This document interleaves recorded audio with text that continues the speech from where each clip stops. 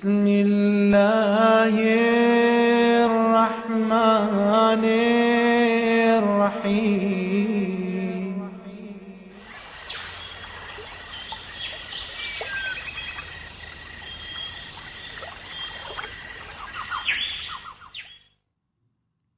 علامہ مجلسی کہتے ہیں کہ میرے دل میں خواہش تھی کاش میں واقعہ کربلا میں ہوتا تو امام علی مقام علیہ السلام پر اپنی جان نچھاور کرتا۔ ایک دن سوئے تو کیا دیکھتے ہیں کہ کربلا میں کھڑے ہیں اور یوم عاشور ہے، امام حسین علیہ السلام موجود ہیں۔ علامہ مجلسی کہتے ہیں میں نے امام سے جنگ کی اجازت طلب کی اور مڑ کر میدان کی طرف چلا۔ جو ہی 2 قدم چلا تو ایک تیر کسی نے میری جانب چلایا۔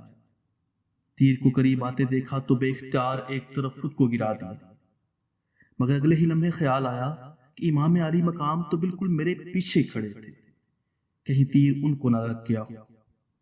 یوں ہی پیچھے دیکھا تو کیا دیکھتے ہیں کہ اس تیر کو حبیب ابن مظاہر نے امام علیہ السلام کو بچانے کے لیے اپنے ہاتھ پر لے لیا۔